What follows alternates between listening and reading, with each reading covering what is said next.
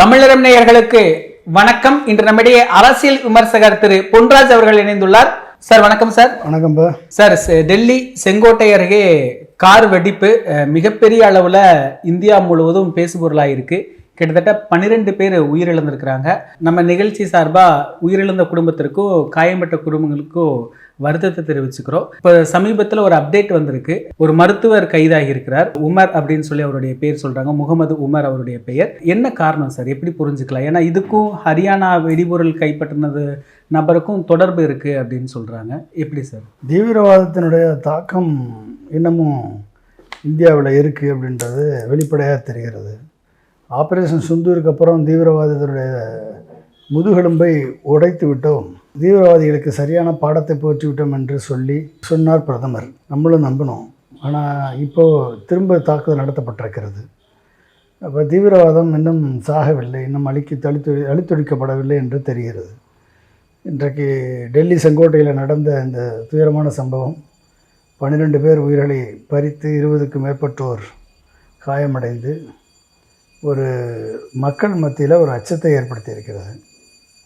இதை லேசாக நம்ம பார்க்க முடியாது.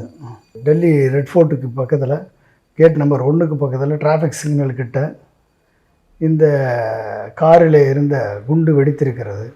ஏற்கனவே 3500 கிலோ வெடிமருந்து பொருள்கள் கைப்பற்றப்பட்டிருக்கிறது ஹரியானாவில். அதற்கு பிறகு ஏற்பட்ட இன்டெலிஜென்ஸ் ரிப்போர்ட்டில் ஏன் இந்தளவிற்கு ஒரு செக்யூரிட்டி லேப்ஸ் ஆகிருக்கு, ஏன் வாகனங்கள் சோதனை செய்யப்படவில்லை, வாகனத்தில் பின்னால் கொண்டு வர அளவுக்கு ஆர்டிஎக்ஸ் இருக்குது அப்படின்னா அதில் சோதனை செய்யக்கூடிய அளவிற்கு இன்ஃப்ராஸ்ட்ரக்சர் நம்மகிட்ட இல்லையா, மெக்கானிசம் இல்லையா? அதுவும் டெல்லியில் அதிகமான ஆட்கள் நடமாடக்கூடிய பகுதியில் இந்த சம்பவம் நடந்திருக்கு. இப்போ அது சம்மந்தமாக சல்மான் என்பவர் தான், அவர் பேரில் தான் ரிஜிஸ்டர் பண்ணப்பட்டிருக்கு கார். ஹரியானாவை சேர்ந்த சல்மான் என்பவர் தான் ரிஜிஸ்டர் பண்ணப்பட்டிருக்குது கார். அவர் காரை யாராவது 3 நபருக்கு 3 பேர் மாறி மாறி வாங்கி தாரிக் என்பவர், டாக்டர் தாரிக் என்பவரிடம், பஹல்காமுடைய சேர்ந்த திரு தாரிக் என்பவரிடம் விற்கப்பட்டிருக்கிறது. அவரது நண்பர் கைதாகி இருக்கிறார். டாக்டர் சஹீன் என்ற ஒரு பெண்மணியும் கைதாகி இருக்கிறதாக கேள்விப்பட்டிருக்கிறோம். அப்போ இவர்களுக்கும் ஜெய்சி அகமதுக்கும் தொடர்பு இருப்பதாக தகவல்கள் வருகிறது. மசூத் ஆசாரை ஒழித்து விட்டோம், அவருடன் இருந்த குடும்பத்தினரை அழித்து விட்டோம் என்று சொன்னார்கள். ஆனால் இன்னமும் அந்த ஜெய்சி முகமதுனுடைய தாக்கம் இங்கே இருக்கிறது என்று நினைக்கும் பொழுது உண்மையிலேயே இதனுடைய தீவிர விசாரணைக்கு பின்புதான் தெரிய வரும். இறந்த நபர்களுக்கு நம் ஆழ்ந்த அனுதாபங்களை செலுத்துவதை தவிர வேறு என்ன நம்ம செய்ய முடியும்னு நமக்கு தெரியல. இறந்த நபர்களுக்கு ஆழ்ந்த அனுதாபங்கள். வருடந்தோறும் ஏதாவது 1-2 குண்டுவெடிப்புகள் நடக்கிறது, சதிச்சம்பவங்கள் நடக்கிறது, தீவிரவாத சம்பவங்கள் நடந்து கொண்டிருக்கிறது, தொடர்ந்து நடந்து கொண்டு தான் இருக்கிறது. குற்றங்கள், கைதுகள், குற்றச்சாட்டுகள், கைதுகள் நடக்கிறது. சில பேர் தண்டனை பெறுகிறார்கள், சில பேர் விடுவிக்கப்படுகிறார்கள். சில நேரங்களில் இந்த குண்டு வெடிப்பிற்கும் தீவிரவாத செயலுக்கும் தேர்தலுக்கும் பக்கத்தில் வருகிறது. ஸோ இதெல்லாம் பார்க்கும் பொழுது தொடர்ந்து தீவிரவாத செயல் தொடர்ந்து அரங்கேறி கொண்டு தான் வருகிறது. இதை தடுத்து நிறுவதற்கான இன்ஃப்ராஸ்ட்ரக்சர், தடுத்து நிறுவக்கூடிய தைரியம் இன்னும் பத்தாது என்று தான் நினைக்கிறேன். இந்த பெரிய சதித்திட்டமாக இருக்கும்னு சொல்கிறாங்க சார். ஏன்னா சிக்னலில் கார் வெடிச்சிருக்கு, அவங்க டார்கெட் வேறு எதையோ நோக்கி இருந்தது அப்படிங்கிற மாதிரி சொல்கிறாங்களே. அது இருக்குன்னா விசாரித்து தானே தெரியும். சிக்னலில் போகிறப்ப வெடிச்சிருக்கு. இது இப்போ சிக்னலில் வெடிக்காமல் போயிருந்துச்சு அப்படின்னா அது வேற எங்கேயோ போய் இந்த சதி நிறைவேற்றப்பட்டிருக்கும் என்பது விசாரணையின் முடிவில் தான் தெரிய வரும். ஸோ எதற்காக, யாருக்காக இது நடத்தப்பட்டது, இதனுடைய டார்கெட் யார் என்பதெல்லாம் விசாரணையின் முடிவில் தான் நம்மளுக்கு தெரிய வரும். இப்போதே நம்ம கன்க்ளூஷன் நம்ம வர முடியாது. அதுக்குள்ளே பல்வேறு மீடியாக்கள் இது பாகிஸ்தானின் சதி, இது இஸ்லாமியர்களுக்கு அகென்ஸ்டாக திருப்பி விடக்கூடிய ஒரு நிகழ்ச்சிகள்லாம் நடந்து கொண்டிருக்கிறது. பாகிஸ்தானின் சதியா, பாகிஸ்தான் இயக்கம் தீவிரவாதிகளின் சதியா என்பதெல்லாம் போக போகத்தான் கண்டறிய வேண்டும். இதுக்கு முன்னாடியே நீங்கள் குறிப்பிட்டிருந்தீங்க சார், இந்த ஒவ்வொரு எலெக்ஷன் டைம்லையும் இந்த மாதிரி நடக்குது. இதுக்கு முன்னாடியுமே ஒரு தாக்குதல் நம்ம பார்த்துருந்தோம். எலெக்ஷன் டைமில் தான் அதுவும் நடந்தது. இப்போ பீகாரில் 2nd செக்ஷன் எலெக்ஷன் நடந்துக்கிட்டு இருக்குது, இன்றைக்கி வாக்குப்பதிவு நடந்துக்கிட்டு இருக்குது. இதுக்கு முன்னாடி இந்த தாக்குதல், இதை எப்படி புரிஞ்சுக்கலாம்? நான் 2 நாளைக்கு முன்னால் ஒரு பிரேக்கிங் நியூஸ் பார்த்தேன். ஒரு பிஜேபியை சேர்ந்த ஒரு நபர் வந்து காங்கிரஸ் தீவிரவாதிகளுக்கு அடைக்கலம் கொடுக்கிறது, தீவிரவாதிகளுக்கு ஆதரவாக செயல்படுகிறது என்று குற்றச்சாட்டை வைத்தார் என்று பிரேக்கிங் நியூஸ் பார்த்தேன். அப்போயே எனக்கு ஒரு மனசுக்குள்ளே ஒரு பொறி தட்டியது. இது ஏதோ ஒன்று நடக்க போகுதுன்னு நினச்சேன். ஆனால் அது இன்றைக்கி பீகார் எலெக்ஷன் நேற்று நடந்திருக்கு அப்படின்னா இதுக்கும் அதுக்கும் ஏதோ சம்மந்தம் இருக்குமோ என்பது நமக்கு அரசியல் பார்வையாளர்கள் மத்தியில் ஒரு சந்தேகத்தை தோற்றுவிப்பதாகத்தான் அது இருக்கிறது. அப்போ ஒவ்வொரு சமயமும் இப்போ நீங்கள் புல்வாமா அட்டாக் 40 சிஆர்பிஎஃப் ஜவான்ஸ் கொல்லப்பட்ட போது 56 நாட்களே இருந்துச்சு 2019 எலெக்ஷன். 56 நாட்களுக்கு முன்பாக 40 சிஆர்பிஎஃப் ஜவான்ஸ் கொல்லப்பட்டார்கள். உடனடியாக அது ஒரு பேசுபொருளாக்கப்பட்டு தீவிரவாதிகள் மேலே ஒரு பய உணர்வை உருவாக்கி இதன் காரணமாக தீவிரவாத செயல்களில் ஈடுபடுபவர்கள் இஸ்லாமியர்கள் என்ற எண்ணத்தை உருவாக்கி அதை வந்து எலெக்ஷனில் அறுவடை செய்தது பிஜேபி. ஆனால் எலெக்ஷன் முடிஞ்ச உடனே அந்த மாநிலத்திற்கு கவர்னராக இருந்த சத்யபால் மாலிக் என்ன சொன்னார் அப்படின்னா, இந்த சம்பவத்துக்கு காரணமே உள்துறை அமைச்சரும் பிரதமரும் தான் என்று குற்றம் சாட்டினார். நான் வந்து சிஆர்பிஎஃப் ஜவான்களை ரோட்டில் கொண்டு செல்வது ஆபத்தானது, சரியில்லை, அவர்களுக்கு ஹெலிகாப்டர் கொடுங்க என்று லெட்டர் எழுதி கேட்டிருக்கார். அதெல்லாம் கொடுக்க முடியாது என்று மறுத்து இருக்கிறது உள்துறை அமைச்சகம். உங்கள் வேலையை பாருங்கள் என்று சொல்லி பிரதமர் கடிந்து கொண்டிருக்கிறார். இத்தனையும் தாண்டி இந்த சம்பவம் நடந்திருக்கு. அந்த சம்பவத்தை பிஜேபி அரசு அதை தனக்கு சாதகமாக பயன்படுத்தியது. பஹல்காம் அட்டாக் 20 பேர் கொல்லப்பட்ட உடனே அந்த இடத்துக்கு செல்லாமல் வந்து ஆராய்ந்த பிரதமர் நாங்கள் பழி வாங்குவோம் என்று சொல்லிவிட்டு நேராக சென்ற இடம் பீகார் எலெக்ஷன் தேர்தல் பிரச்சாரத்துக்கு சென்றார். அங்கு சென்று இதை பற்றி பேசினார். இன்றைக்கு எலெக்ஷன் பீகார் 2ஆம் கட்ட வாக்குப்பதிவு நேற்று நடக்குது. இந்த சம்பவம் ஒவ்வொன்றுக்கும் ஒரு பின்னால் ஒரு அரசியல் சூழ்ச்சி இருக்குமோ, அரசியல் சதி இருக்குமோ என்ற எண்ணம் வரும். இந்த தீவிரவாதிகள் ஏன் எப்போ பார்த்தாலும் எலெக்ஷன் வர நேரத்தில் பிஜேபிக்கு ஓட்டு மொத்தமாக போகிறபடி ஒரு ஓட்டு போலரைசேஷன் நடக்கிற மாதிரி இந்த தீவிரவாதிகள் ஏன் வந்து தாக்குதல் மக்கள் மீது, சாதாரண மக்கள் மீது தாக்குதல் நடத்துகிறார்கள். அதை வைத்து பிஜேபி அதை எலெக்ஷன் இஷ்யூவை மாற்றுது. அந்த எலெக்ஷன் இஷ்யூவில் பிஜேபி மட்டும்தான் இந்த தேசத்தை காக்கக்கூடிய கட்சி, மற்ற கட்சிகளெல்லாம் தீவிரவாதிக்கு ஆதரவான கட்சி என்ற பிம்பம் கட்டமைக்கப்படுகிறது.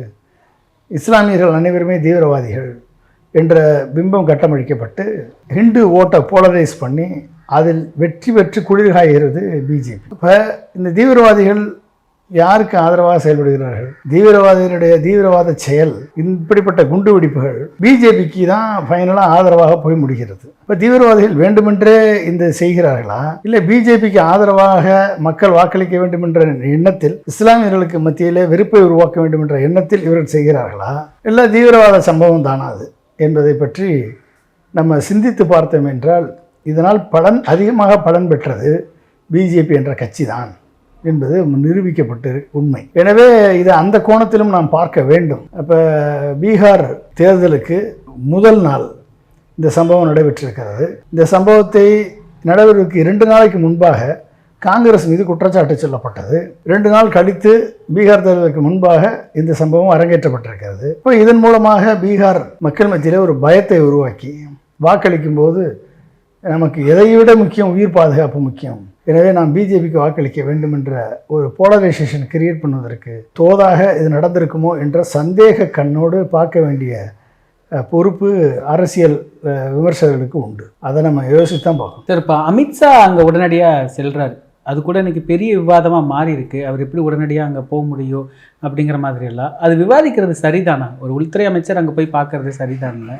அது விவாதிக்கலாமா? அது எப்படி அரசியலாக்கப்படுறது சரிதானா? விவாதிக்கலாம்னு இல்லை. உள்துறை அமைச்சர் அங்கே இருக்காரு, டெல்லியில் இருக்காரு, உடனடியாக போய் பார்க்குறாரு. நடந்த சம்பவத்தை அவர் பார்க்குறதுல ஒன்றும் அரசியல் இருப்பதா நான் தெரியல. அதை பயன்படுத்தி உடனே ஆக்ஷன் எடுக்கிறேன், இத்தனை பேரை அரெஸ்ட் பண்ணியிருக்கேன், 17 பேர் மேலே விசாரணை கமிஷன் நடக்குது, 3 பேர் மேலே ஜெய்சி முகமதோட தொடர்பு இருக்குன்னு சொல்லி கொண்டாடுறாங்க. இருக்கலாம், உள்துறை அமைச்சருக்கு பொறுப்பு இருக்குது. அந்த பொறுப்புக்கு அவர் போய் பார்வையிடுதல் என்ன இருக்குது பிரச்சனை? பார்வையிடலாம், களத்துக்கு போகிறது, இதெல்லாம் வந்து அரசியல்வாதிகளுக்கு, அந்த அரசியல் தலைவர்களுக்கு செய்ய வேண்டிய செயலை தான் அவர் செய்திருக்கிறார். எனவே அவரை இப்படி சந்தேகம் கொண்டு நம்ம பார்க்கணும் அவசியம் இல்லை. அவர் பொறுப்பை அவர் செய்திருக்கிறார். ஆனால் இதன் மூலமாக இதை வைத்து அரசியல் செய்து அதன் மூலமாக அரசியல் லாபம் பெறும் பொழுதுதான் நம்மளுக்கு சந்தேகம் வருகிறது. திரும்பவும் ஒரு பெரிய சதித்திட்டம் நிறைவேற ஆரம்பிச்சிருச்சா, இல்லை தொடங்க ஆரம்பிச்சிருச்சா, எப்படி சார்?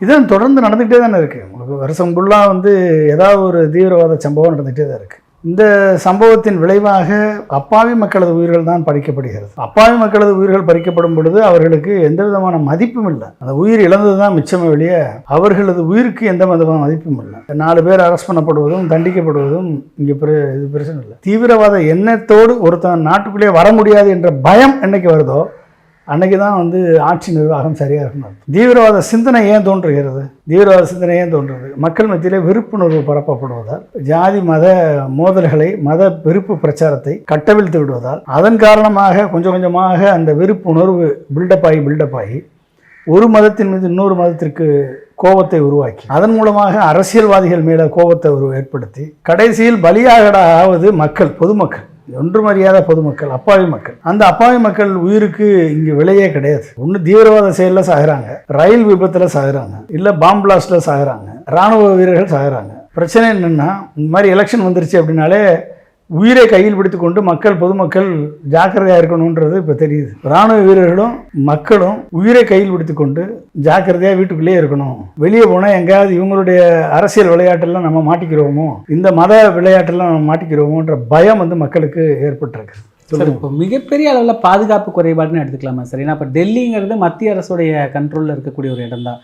அந்த இடத்துல அதுவும் செங்கோட்டை பக்கத்தில் இது நடந்திருக்கு அப்படிங்கும்போது இது அப்படி பாதுகாப்பு குறைபாடு, ஆட்சி நிர்வாகம் நடத்த தெரியல, சட்ட ஒழுங்கு சீர்குலைவு, செக்யூரிட்டி லேப்ஸு, இத்தனைக்கும் காரணமான மத்திய உள்துறை அமைச்சர் பதவியோட வர பிரதமர் டாட்டா காமிச்சிட்டு பூட்டான் போயிட்டார். அவ்வளோதான் முடிஞ்சிச்சு. அங்கிருந்து இதற்கு காரணமானவர்கள் கைது செய்யப்படுவார்கள் அதெல்லாம் சொல்லுவார். காரணமானவர் கைது செய்யப்படுவார். காரணமாக செய்யாமல் சும்மா இருப்பாங்களா? காரணமானவர் கைது செய்யப்படுவார்கள். என்ன பண்ண போகிறீங்க? காரணமானவனை தடை பண்ணுறவன் சொல்கிறவன் தலைவன். செத்தவனை பிடிக்கிறவனுக்கு பேர் போலீஸ் தானே. அது செத்த பிறகு, சம்பவம் நடந்த பிறகு அரெஸ்ட் பண்ணுறதுக்கு பேர் என்னது? போலீஸ். நீ தலைவனா போலீஸா? விருப்ப பிரச்சாரம் பண்ணக்கூடாது, மத துவேஷம் பண்ணக்கூடாது, நாட்டை அனைவரையுமே ஒன்றான மக்களாக பார்க்க வேண்டும். இது எல்லாமே பார்க்காத ஒரு பிரதமர் எப்படி ஒரு நாட்டினுடைய பிரதமராக, நாட்டை மக்கள் காப்பாற்றக்கூடிய பிரதமராக இருக்க முடியும்? ஒரிசால போய் தமிழர்கள் ரத்னப்பட்டார் சாவியை திருடி சென்று விட்டார்கள் என்று குற்றஞ்சாட்டி பேசினவர், தமிழர் மீது வெறுப்பை விதைத்தவர். பீகாரில் போய் தமிழ்நாட்டில் இருக்கக்கூடிய டிஎம்கே பீகாரிகளை அடித்து ஒழிக்கிறது என்று சொன்னவர். ஆக்சுவலாக 2018 குஜராத்தில் தான் 20,000 பீகாரிகளை அடித்து விரட்டினார் பிஜேபி கட்சி ஆட்சியில் இருக்கக்கூடிய மாநிலத்தில். செஞ்சது அவங்க, குற்றச்சாட்டு சொன்னது திமுக மேலே, திருடுனது அவன், குற்றச்சாட்டு சொன்னது யார்? தமிழர்கள் மேலே. உடைய வைத்து ஆளை எடை போடுங்கள் என்று சொன்னவர் பிரதமர். அப்போ இஸ்லாமியர்கள் மேலே வெறுப்பை விதைத்தவர் யார்? பிரதமர். அப்போ நீ இஸ்லாமிய வெறுப்பு வரைக்கிற, இஸ்லாமியத்தை தீவிர சிந்தனை படைத்தவன் பாகிஸ்தானில் இருக்கவன், இந்தியாவில் இருக்கக்கூடிய இஸ்லாமியர்கள் தீவிரவாதத்திற்கு துணை போகிற 95% யாரும் கிடையாது. ஒரு 2% இருக்கும். 2% எல்லா அமைப்புலையும் அது இருப்பதற்கு தான் செய்வான். தீவிரவாத சிந்தனைக்கு பலியாகிறவன் ஏன் பலியாகிறான்? நீ வெறுப்பு பிரச்சாரத்தை பயன்படுத்துகிற, மக்களை துவேஷப்படுத்துகிற, அந்நியப்படுத்துகிற, அவன் உன் மக்கள் மாதிரி பார்க்க மாட்டேற. அப்போ விதையை விதைக்கிறவன் யார்? அந்த வெறுப்பை விதைக்கிறவர் யார்? அப்போ ஒரு பிரதமர் என்பவர் நாட்டில் அனைத்து மக்களுக்கும் பொதுவானவர் என்ற நிலை மாறி, பிரதமர் என்பவர் எப்போதுமே வெறுப்பை விதைக்கக்கூடியவர், ஹேட் ஸ்பீச்சை சொல்லுவர் என்ற நிலை வரும் பொழுது, அதை பார்த்து கொண்டு சும்மா இருக்கக்கூடிய சுப்ரீம் கோர்ட்டும், அதை பார்த்து கொண்டு சும்மா இருக்கக்கூடிய எலெக்ஷன் கமிஷனும் இருக்கும் வரை இப்படிப்பட்ட சம்பவங்கள் நடக்க தான் செய்யும். சார், இப்போ இந்த கோயம்புத்தூரில் ஒரு கார் வெடிப்பு சம்பவம் நடந்தது. சிலிண்டர் வெடிப்பா கார் வெடிப்பான்னு கூட இன்னும் தெளிவுபடுத்தலை. அந்த சமயத்தில் அப்போ தமிழ்நாட்டுடைய ஆளுநர், தமிழ்நாட்டில் சட்ட ஒழுங்கு சரியில்லை, அண்ணாமலை அவர்களாம் தமிழ்நாடு ரொம்ப சீர்கெட்ட போயிருக்கு அப்படின்னு எல்லாம் கமெண்ட் பண்ணியிருந்தாங்க. பெரிய அளவில் ஒரு பேசு பொருளாக மாற்றினாங்க. இந்த சம்பவம் யாருமே இதை பற்றி பேச மாட்டேங்கிறாங்க. இப்போ ரவி பேசுவார். ரவி இப்போ உள்துறை அமைச்சர் நேரடியாக குற்றச்சாட்டி, ரவி நேர்மையான மனிதர், கரெக்டாக பேசுவார், யாருக்கும் பயப்பட மாட்டார். ஆளுநர் ரவி இப்போ பேசுவார் பாருங்க. உள்துறை அமைச்சர் மேலே குற்றஞ்சாட்டி உள்துறை அமைச்சர் ராஜினாமா பண்ணணும் என்று ரவி சொல்லுவார். அண்ணாமலையும் உள்துறை அமைச்சர் ராஜினாமா பண்ணணும், பிரதமர் ராஜினாமா பண்ணணும், உங்கள் தலைமையில் இப்படி ஒரு சம்பவம் நடக்குது அப்படின்னா நீங்கள் என்ன ஒரு இரும்பு மனிதன் எப்படி சொல்ல முடியும் என்று அண்ணாமலையும் கேட்பார். ஏன்னா அண்ணாமலை ஒரு ஐபிஎஸ், நேர்மையான ஐபிஎஸ் ஆஃபீஸர், எங்கு தப்பு நடந்தாலும் கண்டிக்கக்கூடிய ஐபிஎஸ் ஆஃபீஸர். எனவே அண்ணாமலையும் அதை கேட்பார். நீங்கள் கொஞ்சம் வெயிட் பண்ணுங்க, நீங்கள் ரொம்ப அவசரப்படுறீங்க, கேட்பார். அண்ணாமலையும் கேட்பாரு, ரவியும் கேட்பாரு. நியாயத்தை தட்டி கேட்கக்கூடிய நேர்மையாளர்கள் அவர்கள். தமிழ்நாட்டில் நடந்துச்சுன்னா திமுக தலைவர் ரிசைன் பண்ணணும், தமிழக முதல்வர் ரிசைன் பண்ணணும். டெல்லியில் நடந்துச்சுன்னா அமித்ஷா ரிசைன் பண்ணணும், சொல்லித்தானே ஆகணும். மோடி ரிசைன் பண்ணணும், சொல்லித்தானே ஆகணும். எங்க இவங்க சொல்றாங்களா இல்லையான்னு பார்ப்போம். மாடு ஈடு மேய்ச்சிட்டு இருக்காங்களா, ஆடு மேய்க்கிறாங்களான்னு தெரியல. மேய்ச்சல் கீச்சல் முடிச்சுட்டு பேசுவாங்க. சார், இந்த ஆப்ரேஷன் சிந்தூர் அது தொடர்பான நடவடிக்கைகள் எல்லாமே நம்ம தொடர்ந்து நிறைய பேசியிருக்கிறோம். இப்போ இதெல்லாமே அவங்க நடவடிக்கைகள் எடுப்போம், தீவிரவாதிகளை விடமாட்டோம் எல்லாம் சொல்றாங்களே தவிர இந்த பாதுகாப்பு குறைபாடு அப்படிங்கிற விஷயத்தை ஒத்துக்க மாட்டேங்கிறாங்களா சார்? பாதுகாப்பு குறைபாடு இவங்கள தானே உருவாக்குறாங்க. ஆபரேஷன் சிந்தூர் நடந்ததுக்கு, பகல்காமில் நடந்த தாக்குதல் ஒரு வாரத்துக்கு முன்னால பிரைம் மினிஸ்டர் விசிட் அங்கே இருக்கு. தீவிரவாத தாக்குதல் நடக்கும்னு எச்சரிக்கையா இன்டெலிஜென்ஸ் ரிப்போர்ட் வருது. பிரைம் மினிஸ்டர் விசிட்டை கேன்சல் பண்றாங்க. கேன்சல் பண்ணவங்க அந்த செக் போஸ்ட் போட்டு ஸ்ட்ரென்தன் பண்ணியிருக்கணுமா இல்லையா? செக் போஸ்ட்லாம் வாபஸ் வாங்குறாங்க. ஏன் வாபஸ் வாங்கினாங்க? கேட்ட கேள்விக்கு பதில் இருக்கு. அது வரைக்கும் ஒரு 4 வாட்ச் டவர் போட்டு பார்த்துருந்தாங்கன்னா மக்கள் அதிகமாக கூடக்கூடிய அந்த பகல்காம் ஏரியாவில் இந்த மாதிரி சம்பவம் நடந்திருக்காது. அப்படியே நடந்திருந்தாலும் அவனை சுட்டு பிடிச்சிருக்கலாம். அது நடக்கலை. ஏன் கேள்வி கேட்டோம், பதில் இருந்துச்சா? சரி, வந்து சுட்டவன் தப்பிச்சு ஓடுனான், வந்ததான் விட்டுட்டீங்க. தப்பிச்சு ஓடும் போதும் ஓடி இவ்வளவு நாள் ஆச்சு, இன்னைக்கு வரைக்கும் பிடிச்சிருக்கீங்களா அப்படின்னா இது வரைக்கும் பிடிக்கல. ஒரு 4 பேர்த்த சுட்டு கொண்டாங்க. 4 பேரை சுட்டு கொண்டா யாரும் தெரியும்? அவன் தான் அவன் தெரியுமா உனக்கு? எவனையா சுட்டு கொண்டு இவன் தான் சொல்றது கணக்கு தானது. நீ ஏன் பிடிக்கல? ஏன் விட்ட? நீ அன்னைக்கு பிடிக்க முடியல உன்னால? அந்த வழி தானே போறான், பார்டரை தாண்டி போறான்ல. இப்போ அவனை எப்படி பிடிச்சேன்னு யாருக்கு தெரியும்? எந்த கேள்விக்கும் பதில் கிடையாது. ஆபரேஷன் சிந்தூர் நடத்தி உடனடியாக லான்ச் பண்ணி நாங்கள் டெரர் நெட்வொர்க் தான் அடித்தோம், பாகிஸ்தான் ஆர்மியை நாங்கள் தாக்கலை, அதனால் எஸ்கலேட் பண்ணாதீங்க, எங்களை திருப்பி தாக்காதீங்க என்று சொன்னது யார்? ஜெய்சங்கர் தானே சொன்னார். வெளியே வந்துச்சுல, அது ஏர்போர்ஸ் விமானிகள் கையை கட்டி போட்டு நீங்கள் இது தாக்காதீங்கன்னு சொன்ன பிறகு அவன் வந்து தாக்கி செங்து ஃப்ளைட்டை வச்சு, செங்து ஃப்ளைட்டு, சைனாவுடைய செங்து ஃப்ளைட்டு F-16 அடிச்சிச்சேன், ரஃபேல் அடிச்சிச்சேன், கீழே விழுந்துச்சேன், ரஃபேலுடைய ஸ்டாக் கீழே போச்சேன், செந்தூருடைய ஸ்டாக் மேலே போச்சேன். கண்ணு முன்னால் எல்லா chief of the defence staff சொன்னார், ஏர்ஃபோர்ஸினுடைய ஏர் மார்ஷல் சொன்னார். என்ன சொன்னார்? எல்லாம் நடந்த பிறகு நாங்களுக்கு சில இழப்புகள், உயிரிழப்பு ஏற்படலை, சில மெஷின்ஸ் இழந்ததும் அது ஒரு பெரிய விஷயம் இல்லைன்னு சொல்லி மூடி மறைச்சாங்களே. நம்ம கண்ணு முன்னால் தான் எல்லாத்தையும் பார்க்குறோம். இவர்கள் எப்படியெல்லாம் மூடி மறைக்கிறார்கள், எப்படி பூசி மொழிகிறார்கள். இந்த போர் நிறுத்தப்பட வேண்டும் என்று சொல்லி மிரட்டி, அமெரிக்க அதிபர் மிரட்டினா கூட பரவாயில்ல, அவர் கீழே வாழ்கிற மினிஸ்டர் ஆஃப் ஸ்டேட் அவரை வச்சு மிரட்டி போரை நிறுத்தி வச்சுட்டாரு. அவர் 37 முறை கிளைம் பண்ணிட்டாரு ட்ரம்ப், இது வரைக்கும் நான் தான் போரை நிறுத்தினேன்னு. எதிர்த்து இல்லை, நீ எங்கே போரை நிறுத்தினேன்னு சொல்கிறதுக்கு இங்கே வக்கில்லை ஒருத்தருக்கு. என்ன சொல்லுங்க சார்? இப்போ இப்படியான ஒரு சம்பவம் காங்கிரஸ் ஆட்சியில் நடந்திருந்தா எப்படியான விமர்சனங்கள் இருந்தது? உடனே காங்கிரஸ் ஆட்சி தீவிரவாதி புகலிடமாக இருக்கிறது என்று உடனே வேற அல்லாஹுல்லா படுத்திருப்பாங்க. இதே கோடி மீடியாக்கள் இன்னைக்கு வந்து பாகிஸ்தான் மேல் பழிய போடக்கூடிய மீடியாக்கள் காங்கிரஸ் தான் ஆளை கொண்டாந்து குண்டு வெடிக்க வச்சதுன்னு சொல்லியிருப்பாங்க. இந்த கேள்விக்கு இந்த பதிலளிக்க வேண்டிய பொறுப்பில் இருக்கக்கூடிய அமித்ஷாவும் மோடியும் இன்றைக்கு எந்த கேள்விக்கும் உள்ளாக்கப்படாமல் இன்றைக்கு கோடி மீடியாக்கள் பாகிஸ்தான் மேலே பழிய போட்டு, தீவிரவாத மேலே பழிய போட்டு, தீவிரவாத செயல்கள் அத்தனை பேருமே மோடிக்கு ஆதரவாகவே செயல்படுறாங்க. அதை வந்து கேட்கறதுக்கு ஆள் இல்லை. அவன் செய்யக்கூடிய அத்தனை செயலும் அல்டிமேட்டாக மோடிக்கு ஆதரவாக முடியுது. அது எப்படி முடியுது? இப்போ தீவிரவாதிக்கும் அவங்களுக்கும் தொடர்பு இருக்குன்னு நம்ம சொல்லலாமா? குற்றச்சாட்டு சொல்லலாமா? அல்டிமேட்டாக பெனிஃபிஷரி யார்? Beneficiary BJP, political beneficiary BJP. Polarisation யாருக்கு சார்பாக முடியுது? பிஜேபிக்கு சார்பாக முடியுது. அவ்வளோதான், சிம்பிள். நிகழ்கால அரசியல் குறித்து பல தகவல்களை பகிர்ந்து கொண்டதுக்கு நன்றி. நன்றி. இதே போன்று நிகழ்கால அரசியலின் சாரம்சங்களை அரசியல் ஆளுமைகளின் நேர்காணல் வழியே தொடர்ந்து காண தமிழ் நிறம் வலையொலியை சப்ஸ்கிரைப் செய்யுங்கள். தங்களின் மேலான கருத்துக்களை கருத்துளை பெட்டியில் பதிவிடுங்கள். நன்றி, வணக்கம்.